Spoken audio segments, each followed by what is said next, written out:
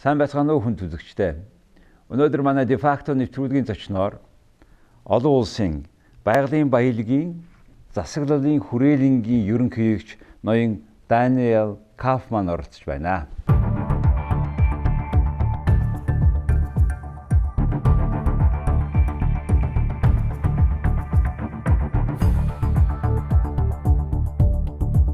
Good evening. Good evening. Thank you very much for coming to Mongolia and participating in Mongolian Economic Forum 2016. And you had a wonderful presentation about the way how we dealing with the natural resources. And the most importantly, you said when the commodity price go down, it's a good chance for you to make a good reform to get better governance. Please briefly tell our TV viewers about that ideas again. Good evening again. It's my pleasure and honor to be here with you and in Mongolia. I've had a fantastic time and feel so welcome. Let me say first, I come here with some expertise on these issues from around the world, but you know much more about Mongolia. So what I said and I presented is that worldwide perspective, which sometimes is not very well known by everybody. In terms of the lessons learned from the 12 years where there was what we call a super cycle, the boom in terms of prices in natural resources, copper, oil, and gas in particular, one of the major things that we have studied is the fact that countries did not seize the opportunity to reform during those 12 years. These opportunities were missed. A lot of mistakes were made, not only in Mongolia, in the macroeconomy, but in many other countries. And governance reforms did not take place, with a few exceptions. My country, Chile, is one exception. Certainly, there are a few others. Usually, what happens is at the time of stress, at the times of real challenges, is where the incentives are much more present to do something about it and to reform. And sometimes there's simply no choice. I believe that right now in Mongolia, because of the very difficult economic times, the difficult issues in terms of the budget, the very high debt that Mongolia has currently, which is not sustainable for the future. And because also you have had enormous achievements in terms of political stability, security issues, in terms of civil society having much more of a voice, the media improving significantly. There's a chance of building on that and doing very serious reforms that are still pending and needed. And one set is in the macroeconomy, others are on issues of institutional transparency that we can discuss later. So let's go one by one. First of all, about this super cycle of commodities. This time, where are we now, and how long it will take time to go out? How long will it take to go out? That's an excellent question. You're also an economist, an eminent economist, Jargal, I know that. In the economics profession, we joke and we say that it's very difficult to make predictions, especially about the future. And I think we should take this very seriously. In fact, nobody can talk with certainty about where the prices are going to be in the future, whether copper, whether gold, whether oil or oil. What we do know is that they have come down enormously over the past few years, from the peaks of 2011 for copper and 2013-14 for oil. And we do know also that there have been enormous economic changes around the world, both in terms of demand and supply for both oil and mining, and copper in particular. If you put all that together, the expectation is that sometime in the future, copper prices may start rebounding again. But the likelihood is that that rebound will be gradual and not reach the levels of the super cycle. And it's always better in terms of economic planning, and those are lessons from countries like mine and Chile, of us making very conservative assumptions. and not overly optimistic assumptions, which is usually the political tendency. The conservative assumption should be that the price is going to remain relatively low. How low, we don't know, for a few years at least. And then if the rebound happens, it will be gradual and not necessarily reach the very high levels of the past. So one should plan from that very conservative perspective. Exactly. In particular, when you talk about the prices to be calculated to be modest, in mineral-rich countries like Chile, your country, Mongolia, my country, the idea of having this sovereign wealth fund, having a good time accumulation above a certain level and lower time. The Chile is a perfect example. What was the precondition of making that fund in Chile, and what made you create this fund so successfully? It all starts with the leadership from the top, which is committed first and foremost for the well-being of everybody in the population, for having a very sound macroeconomic system. In Chile, and that's why I'm so concerned, very frankly, about the macroeconomy here. Sure. In Chile, we were traumatized. And in Latin America in general, I know very well the case of Argentina, Brazil. Yes. We have all been traumatized by enormous macroeconomic and financial crisis. Yeah. In Chile in '82, there was a financial sector collapse.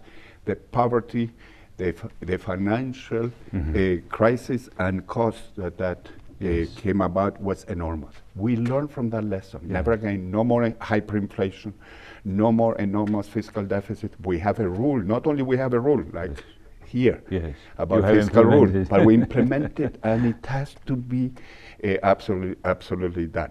So we learn from that. We start with a good macroeconomy. Once we start with that, we ask ourselves, what are the key institutions to have a sound macroeconomic system?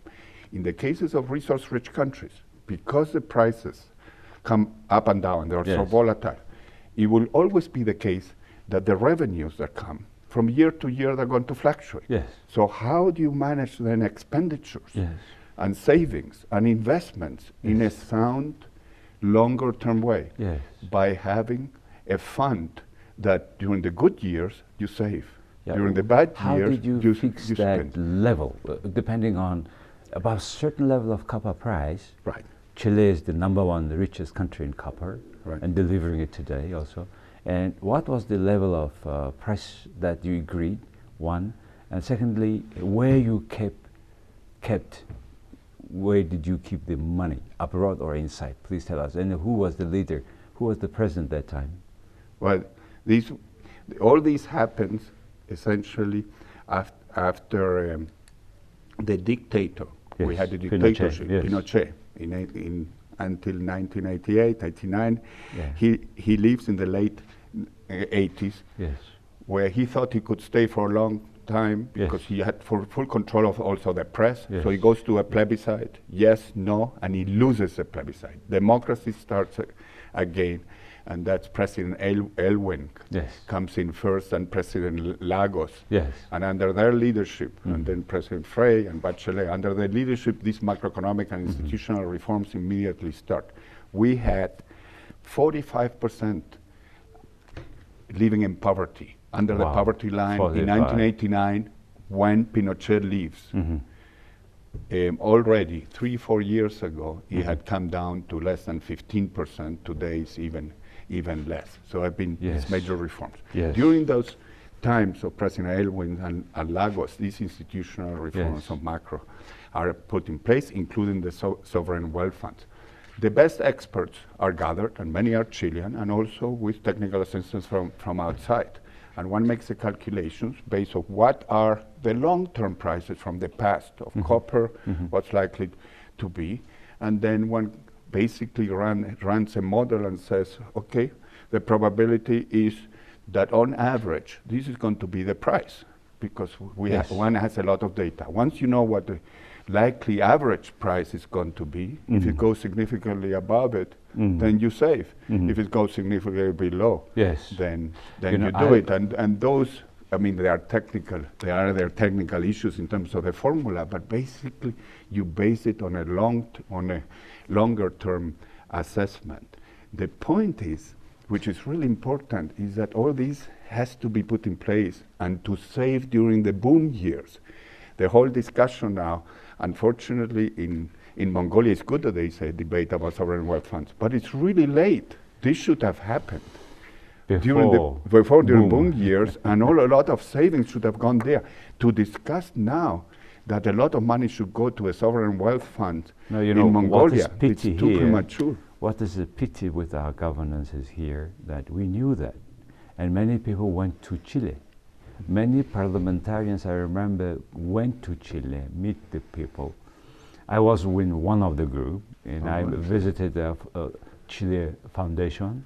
Yes. Foundation, and they also introduced this, and the country knew. I wrote even an article about that, and even Pinochet, etc., about Chile, about Sanhattan, the financial center you have created there. The issue here in Mongolia is not absence of knowledge anymore. It's absence of will. Political will. Yes, and that creates instability.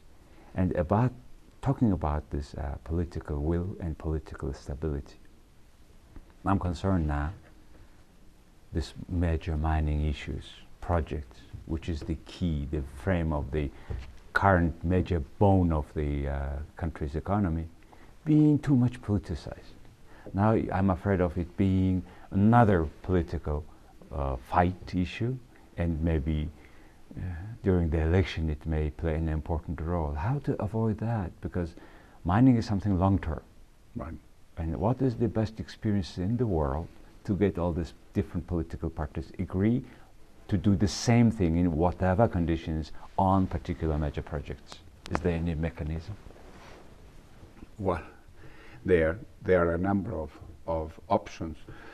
One of them is to create a space by which there is a political party dialogue across political parties, and particularly drawing on the reformist champions of reform type of leadership that they are always in some of the parties.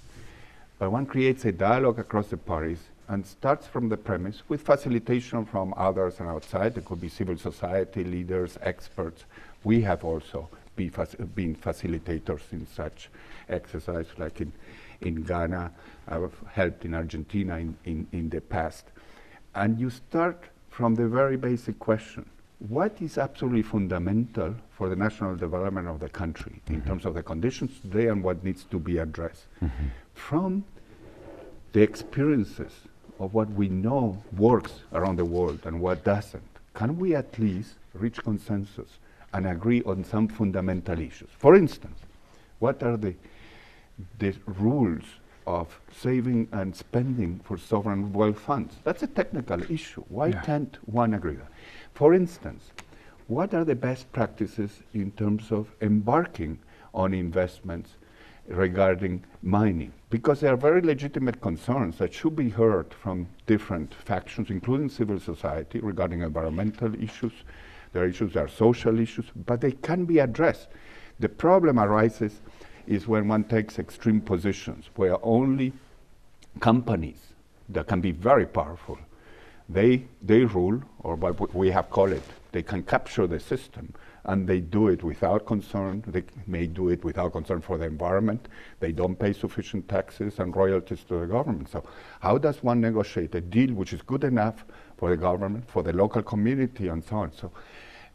So to embark on this discussion, because there's always a room for consensus to reach a solution that will benefit everybody. Not everybody will come out with exactly what they wanted at first. That's impossible. But this is a good chance for that reform you were talking about. At this time, to make this reform happen, we should get together, embark, as you said, into that discussions, get everybody who's talking about to which extent environmental issues we will address, and what is the benefit for local community, for at the country's level, national level. And this dialogue is still with a broader with all political powers are missing in this country. And that's the concern, I think, and maybe you have raised, because this issue at the forum also, about our macroeconomic issues, which is even making a worse the situation. So maybe your takes about macroeconomic pictures of this Mongolia today. How do you take it? I'll say something about that in a second. But let me point, Jörgel, to some rays of hope, and more than that, opportunity that I see here also in terms of this dialogue. Essentially, one wants to go to, I'm very fond, and I think it's very impressive, the Scandinavian model of basically having a social contract between all citizens and between the different factions. There's a commitment, a social compact towards fairness, equality, that everybody in Norway, everybody shares the wealth of natural resources, and they have done extremely well, rather than always this individualistic quest for me having the power and the money alone and as much as possible, which is more prevalent in places like the United States and so on, much more unequal. So, of course, that's a big aspiration and it could take a long time. But already there are institutional processes here. One of them which we're associated with, which is the Extractive Industry Transparency Initiative, which is an international initiative for transparency in natural resources, here particularly in mining, but also for oil will be important, and for coal. There are 51 countries that have signed to this initiative. I sit in the international board of that, so we're working very hard. Mongolia is a very active participant there, and they are doing relatively well. Each country, and Mongolia in particular, has a multi-stakeholder group, which is a board, a council, where they work in this format of reaching consensus between industry, the private sector, the investors, between the government officials and politicians, and civil society. So there are some experiences that show that yes, it can be done. Now, regarding the macroeconomy, basically they are very significant. Let's face it, there are very significant imbalances. I think it's very important to recognize the progress that has taken place in Mongolia, and I'm very impressed over the past few decades in terms of the institutions, the move to democracy, the move to stability. It's a very secure, politically stable time. And also, macroeconomic institutions have been developed. In the past few years, significant mistakes have taken place. To have 10% budget deficit, which is the current situation, has been for already a few years, between 9 and 11. I don't see the data that it's improving too much right now yet, at least yet. It's simply not sustainable and could lead to a very serious situation. That's associated in itself with problems also of exchange rate management. In the past, in fact, there's been what we call the Dutch disease, and that's why the country didn't diversify. And even more important, with this debt accumulation, which is enormous. Even the past few days, we know about a new bond that was issued, 10.5% interest being paid. 2012, it was 4.5. That difference of 600 basis points, from 4.5 to 10.5, it's an international market measure for Mongolia. For Mongolia, in terms of the additional risk. That how it's being assessed. And the more you receive debt when you already have a debt, then it will be even more percent. So at some point, unless this is addressed, it may become unsustainable, and the risk of either default or the need for bailout. By the way, what happens if a country announces default in terms of capacity of borrowing? What exactly does it mean? Well, it may mean many things, but basically, and in very simple ways, it means that the country stops repaying, basically, interest or debt, and the interest on debt, and even at some point the principal. The moment that happens, there is a shutdown in terms of access to markets internationally first. So in terms of the ability to further borrow, it can take a major hit. But as importantly, it's a major loss of confidence international for investors. And not only for the country, also for the companies of that country. If your country is defaulting, how you can pay, isn't it? The case of Argentina. Argentina is such 15 years. Shut out of the markets. That's why it's so encouraging and so great, and it shows that countries can change. Now under the new government, major reforms are beginning to take place in Argentina, and with the commitment of basically rejoining the markets, repaying bondholders, and agreements are reached. Now, I don't have the full information. I've been here a few days. I've learned a lot here and before to know what's exactly the risk in this moment for Mongolia of these happenings. I know that the risk is not zero and it's not extremely low, but I would not want to exaggerate the risk. But for policymakers, if I was in Chile, because we have been inoculated, well, we went through hyperinflation and we went through this crisis, I would be very concerned right now. I was in one of your NGRI meeting in Oxford last year. The conference. Yeah, conference. Big and conference you have been preparing and addressing particular issues. Governance issue, corruption, the case in Ghana and different countries. Even there were people who were running away from the country but still coming to the conference and telling what exactly happened. From media, I congratulate for that, you and your organizers of the conference. It was very brave and very sharing, experiences for the other participants. Now just I'm concerning, maybe your group, maybe you address an issue of foreign debt issue of a country that is rich with mineral resources like Mongolia. Why I am saying, Mongolia cannot stop borrowing now because there is no other way of money. Now we can only, the best can make an economy, cut our expanding budgets, but the politicians in particular this year of election, they're not doing that, and they don't thinking about that even. So what is the best way to do? What is the best thing what we can do as society for that in these circumstances?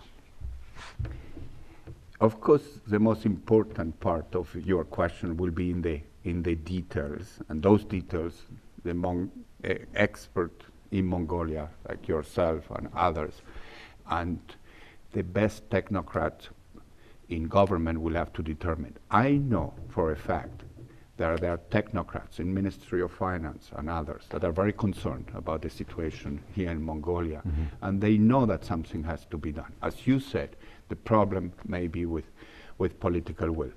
What I know from the experience of other countries in terms of answering very directly your question is that first, this issue of no choice of additional borrowing is relative. First, there has to be an assessment and saying at some point, well, maybe there is no choice but really tightening the belt because the debt at some point becomes unsustainable. One starts from that basis of asking, okay, shouldn't we at least ask the question of zero additional debt accumulation now and see what that scenario would imply. Now, if it comes out that it's absolutely no choice because of the basic expenditures that are needed and others, that some is needed, well, maybe if you start from zero-based assumption, at least you will get to a more reasonable additional debt that may be sustainable. Then there's next question. The next issue is that at what terms and with whom you accumulate the debt. It does not make sense to do it in terms of very short term at extremely high interest rate. At what point the country says, okay, let us discuss with the IMF, which would not be so high and high term, but also let us discuss with organizations like IMF and others with whom one can work at the same time with technical assistance with a program of macroeconomic and institutional reform. Because as you said before, it's not just a question of getting a good deal in terms of additional debt. It's what are the reforms that accompany that so that in the future you can reach a much more stable, sustainable situation. That sounds very, very good, and I wish here we have certain political consensus now, just after this economic forum, you have you have actually put in such a delicate way that it's a time for reform. And it's a good chance for reform. Whether we will do or not, of course, depends on us. But it is some practical step you just now said how our decision makers will follow. At least we are giving the information. I mean, you are giving the information. So a little bit about you. Please, we know that you have wonderful career. You had been working with the World Bank. You have done Harvard.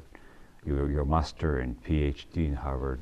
And you are doing such an interesting job that can impact on the way many countries with mineral resources and their people can live better if they work with you, if they learn from each other's experiences.